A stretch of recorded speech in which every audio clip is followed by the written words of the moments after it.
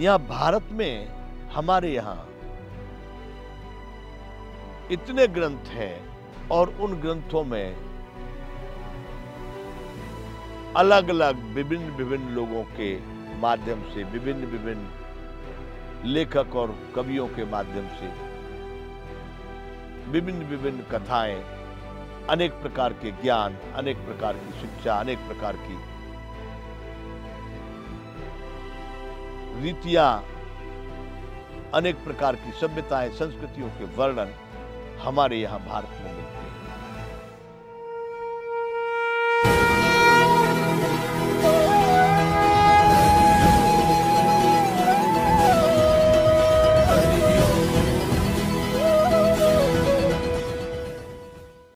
जय विश्ववंत संपूर्ण गीता ज्ञान।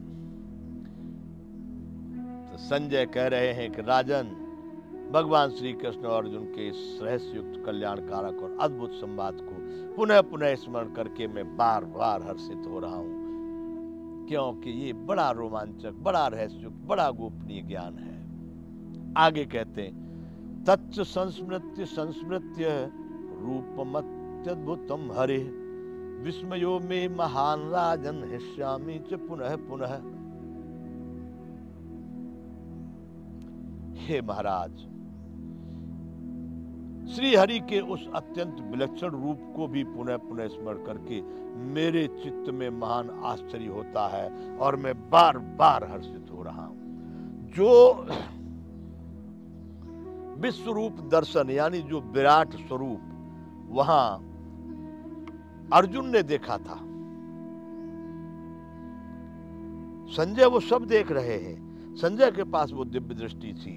भगवान कृष्ण ने अर्जुन को दिव्य नेत्र दिए हैं, दिव्य दृष्टि दी है, दिव्य चक्षु दिए हैं। संजय के पास भगवान व्यास के दिए हुए वो दिव्य दृष्टि थी कि वह सब उस रूप को देख रहे थे। यानी महाराज भगवान श्री कृष्ण और अर्जुन के बीच जो भी घटना घट रही थी, शब्द के द्वारा, रूप के द्वारा, जैसे भी वहां पर जो संयोग बन रहे थे, उस सब का संजय को पूरा पूरा ज्ञान है। तो संजय ने भगवान का वह रूप भी देखा जो अर्जुन ने विश्व रूप योग देखा था, जो विराट स्वरूप देखा था, वही विराट स्वरूप संजय ने भी देखा।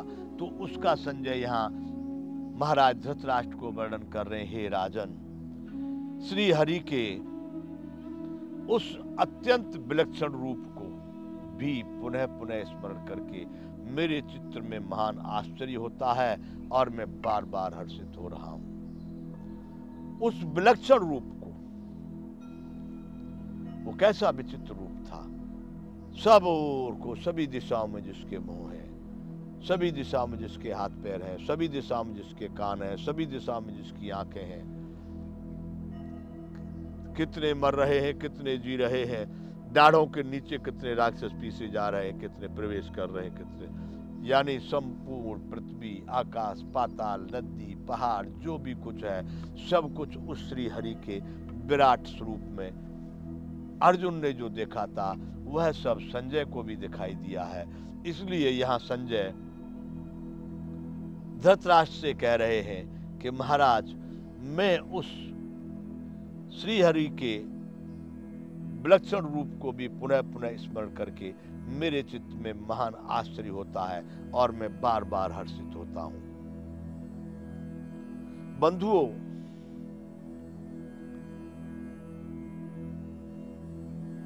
हमारे भारत में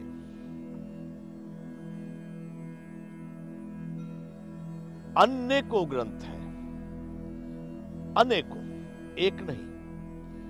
मैं तो संभवतः सबकी गिनती नहीं जानता।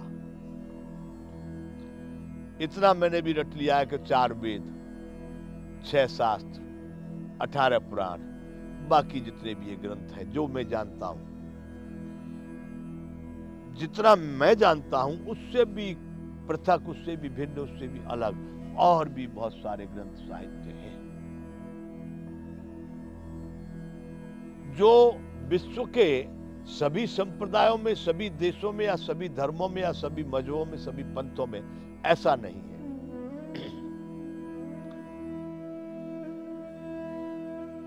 किन्हीं किन्हीं पंथों का, संप्रदायों का, उनका अपना एक ही एक ग्रंथ है, उसके सहायता में कोई दूसरे सपोर्ट में उसके सहायक ग्रंथ लिख दिए गए हो,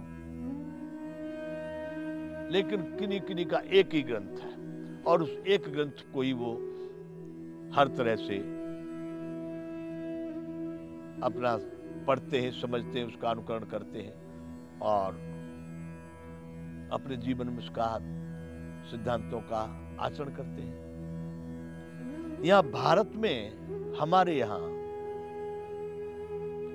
इतने ग्रंथ हैं और उन ग्रंथों में अलग अलग विभिन्न विभिन्न लोगों के माध्यम से, विभिन्न विभिन्न लेखक और कवियों के माध्यम से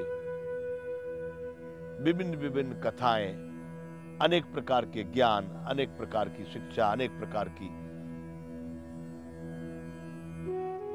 रीतियां, अनेक प्रकार की सभ्यताएं, संस्कृतियों के वर्णन हमारे यहां भारत में मिलते हैं।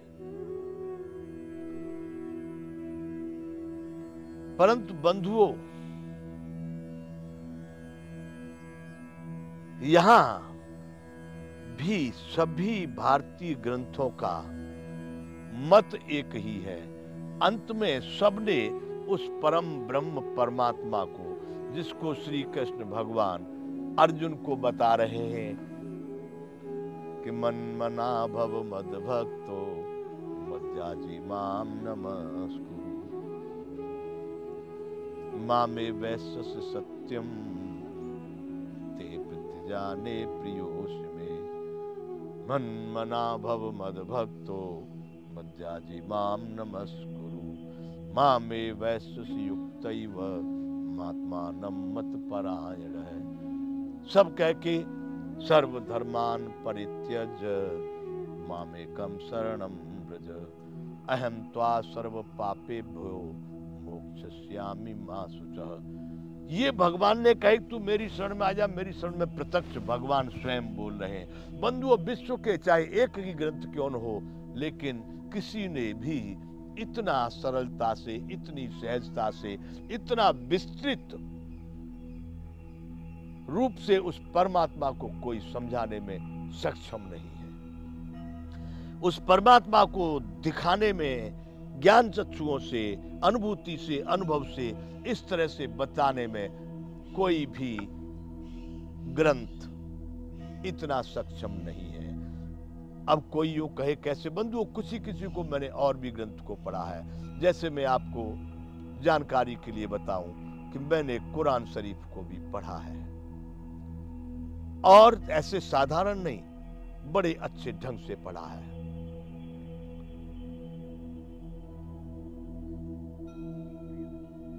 उसमें कुछ कहानियां, किस्से आते हैं, लेकिन एक ही बात उसमें भी है कि अल्लाह को मानो, ईमान लाओ, और ए ईमान वालो, अल्लाह को समझो। वही रहमत वाला है, वही दयालु, वही कृपालु, वही है जो कुछ।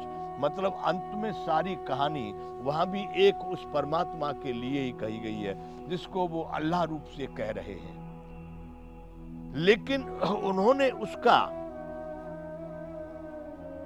इस तरह से विस्तार, किस तरह से वहां पहुंच सकते हैं, किस तरह से आप उसको जान सकते हैं, किस तरह से आप उसमें प्रवेश कर सकते हैं, किस तरह से उस परमानंद, परम अक्षर, सच्चिदानंद घन परम ब्रह्म परमात्मा में आप समाहित हो सकते हैं, वह वहां पर कोई रास्ता नहीं है। उन्होंने उसका कोई मार्ग उस तरह का नहीं। हाँ, एक बताया, केवल श्रद्धा विश्वास, यानी ईमान। ईमान रखो, ईमान लाओ, ईमान रखो, ईमान लाओ। केवल यही कहानी हजारों बार उसमें दोहराई गई है।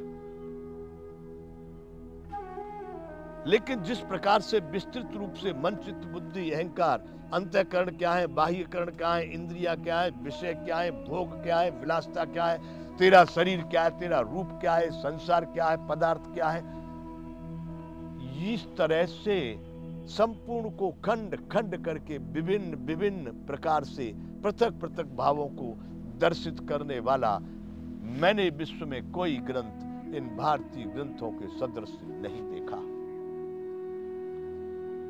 तो बंधुओं, कितने भी ग्रंथ हैं, लेकिन सबका अंतिम लक्ष्य है वह परम ब्रह्म परमात्मा। यहां पर उन्होंने कहा कि महाराज मैं उस स्वरूप को चिंतन करके, आश्चर्यमय स्वरूप को चिंतन करके बार बार हर्षित हो रहा हूं। जय विश्व वंदना।